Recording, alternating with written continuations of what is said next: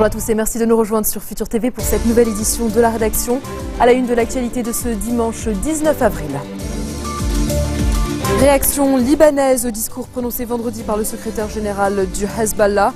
Hassan Nasrallah a fustigé les frappes aériennes menées par la coalition arabe au Yémen et dirigées par l'Arabie Saoudite. Le patriarche maronite réitère pour la énième fois son appel à élire un chef de l'État.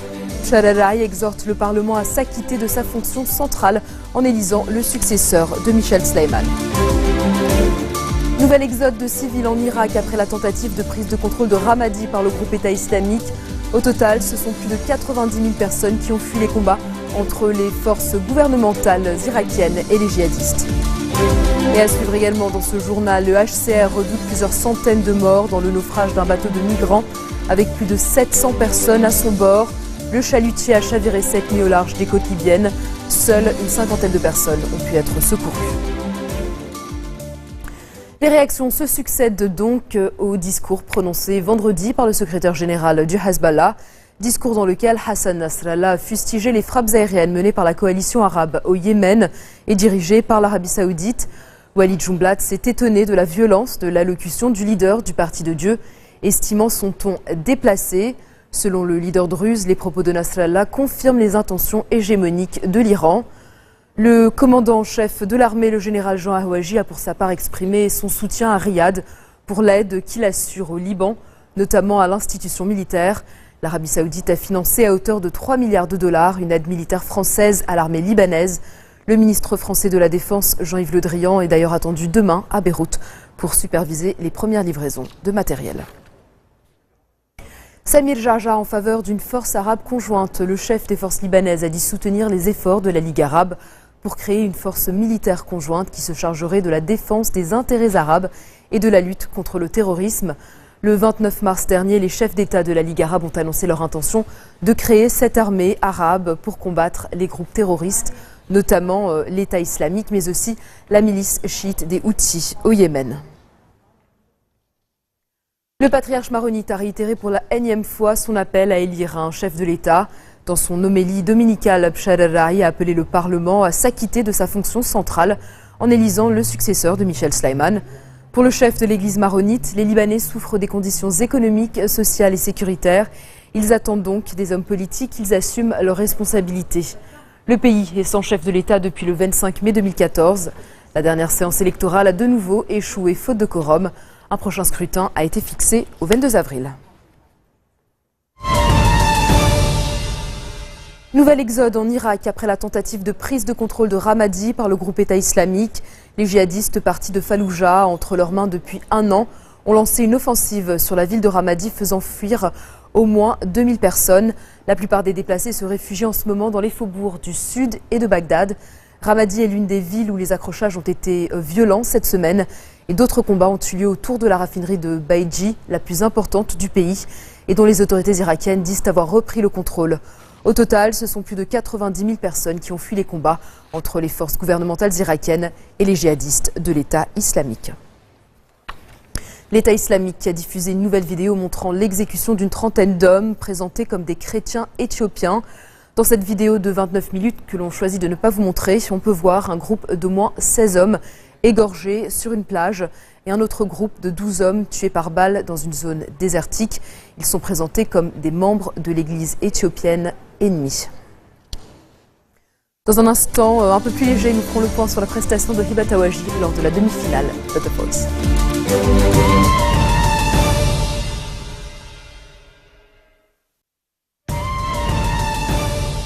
Retour sur le plateau de l'info du 16-40. Nouveau drame de l'immigration. Le naufrage d'un chalutier chargé de clandestins pourrait avoir fait 700 morts selon le Haut-Commissariat aux réfugiés. Le bateau aurait chaviré cette nuit à la limite des eaux territoriales libyennes, à environ 220 km au sud de l'île italienne de Lampedusa, avec à son bord plus de 700 personnes. L'alerte a été lancée vers minuit. Une cinquantaine de personnes seulement ont survécu et ont pu être secourues. Le chalutier aurait chaviré lorsque les migrants se seraient massés du même côté à l'approche d'un navire marchand. Si ce drame venait à se confirmer, ce serait plus d'1 millier de clandestins qui auraient trouvé la mort depuis le début de l'année en tentant de traverser la Méditerranée pour se rendre en Europe. Et je vous propose d'écouter la réaction de François Hollande au lendemain de ce nouveau drame en Méditerranée. Si c'était confirmé, pire catastrophe de ces dernières années en Méditerranée. Mais il y a cette catastrophe aujourd'hui, elle est terrible. Mais il y a des drames qui se sont produits encore cette semaine dernière, qui ont fait près de 400 morts. Donc depuis le début de l'année, il y a une accélération. L'année dernière, il y avait eu 4000 morts en Méditerranée. 3500 pour 2014, on en est déjà à plus de 1000 pour 2015. Alors, qu'est-ce que nous devons faire? Je dois faire. J'ai d'abord appelé Matteo Renzi, le Premier ministre italien, pour voir avec lui comment nous pouvons agir en urgence. Nous sommes concernés. La Méditerranée, c'est une mer qui nous est commune entre l'Afrique et l'Europe. Donc nous devons agir. J'ai également souhaité qu'il y ait une réunion rapide des ministres de l'Intérieur et des Affaires étrangères, un conseil de ces ministres, de tous les ministres européens. Je vais en parler au président Juncker, au président du Conseil européen Donald Tusk, parce que nous devons là aussi renforcer le nombre de bateaux qui sont dans le cadre d'une opération qui s'appelle Triton. Rien que le nom n'est pas forcément adapté à la situation. Donc plus de bateaux, plus de survols par des avions, et puis également une lutte beaucoup plus intense par rapport au trafic.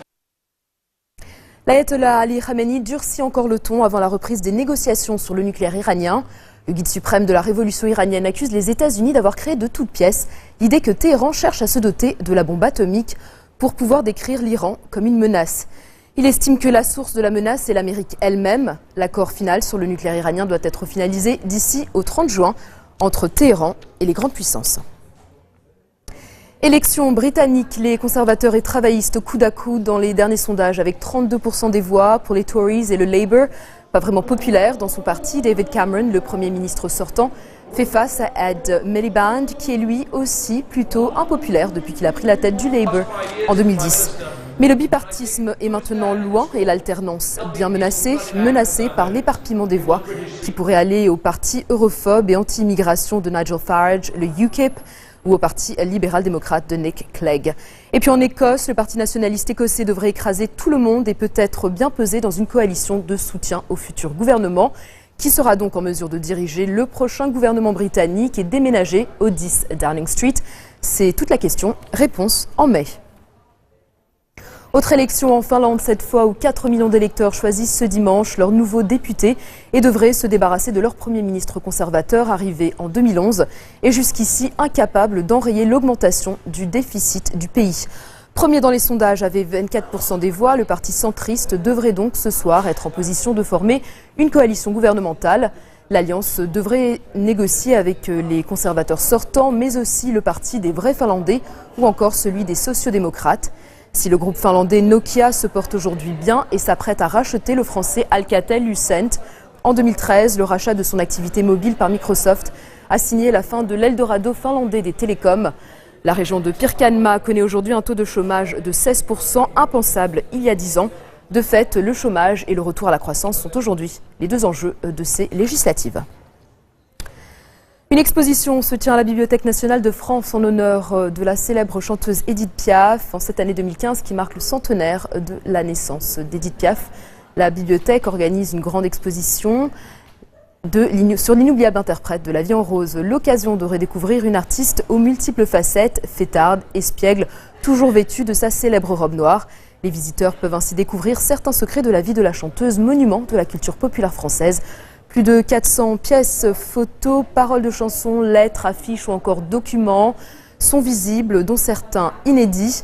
L'exposition, qui se tient jusqu'au 23 août, embrasse toute la vie tumultueuse de celle qui incarne la voix française, une vie aussi intense que ses prestations scéniques. Sa scénographie est très importante, elle est très spectaculaire. On rentre au fil de l'exposition dans des univers de couleurs et de formes différents. Grâce à cette scénographie et grâce à l'audio-guide, à la dimension sonore et audiovisuelle, le public est immergé dans l'univers de Piaf, dans les univers de Piaf, parce qu'il y en a plusieurs et on espère du coup que le public comme ça ira de surprise en surprise du début à la fin de l'exposition. J'ai eu la chance d'habiter très longuement Ménilmontant, exactement dans la même rue qu'Édith Piaf. C'est pourquoi j'avais très envie de voir cette exposition qui est vraiment très très bien faite. Ça relate exactement sa vie, sans floriture. Les personnes qui ont organisé cette exposition l'ont fait vraiment d'une façon admirable. C'est la fin de l'aventure The Voice pour la Libanaise Hiba Tawaji. La chanteuse de 27 ans a été éliminée aux portes de la finale hier soir. Le public a choisi de sauver David Thibault dans l'équipe de Mika. Il rejoint donc Ansila, Com et Lilian en finale. Je suis une cruche percée de plus. J'ai la peau craquelée depuis toi desséchée. Quand vient la lune et le vent frais, par habitude, je te cherche sur le canapé. Tu me traquais, tu m'avais vu, tu m'as prise au collier. Et mon cou tu l'as tordu. Pas là, mais t'es pas là, mais t'es où? Pas là, mais t'es pas là, mais t'es où? Pas là, mais t'es pas là, mais t'es où? Des nuits d'ivoire, sur ça je t'en dois. Si les tiennes sont noires, non je ne t'en veux pas. Si va la vie, surtout la tienne, je m'abrutis à jouer les fontaines. Pas là, mais t'es pas là, mais t'es où? Pas là, mais t'es pas là, mais t'es où? Pas là, mais t'es pas là, mais t'es où? Je te remplace comme je le peux, que tout s'efface. J'en fais le feu, ça sera sans toi alors je n'ai plus qu'à être d'accord.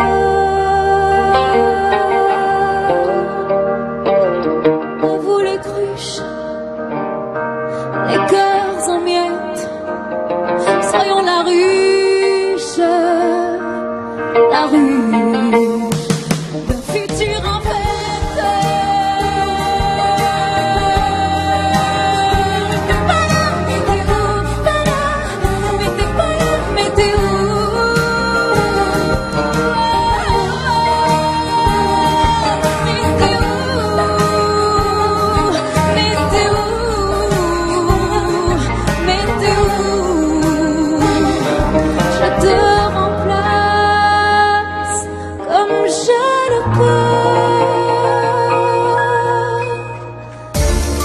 Cette édition, tout de suite le rappel des titres qui ont marqué l'actualité de cette journée. Réaction libanaise au discours prononcé vendredi par le secrétaire général du Hezbollah. Hassan Nasrallah a fustigé les frappes aériennes menées par la coalition arabe au Yémen et dirigées par l'Arabie Saoudite.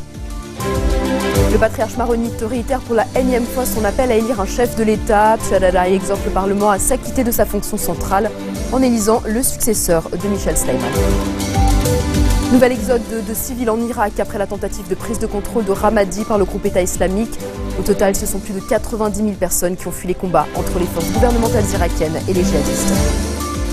Et puis le HCR redoute plusieurs centaines de morts dans le naufrage d'un bateau de migrants avec plus de 700 personnes à son bord. Le chalutier a chaviré cette nuit au large des côtes libyennes.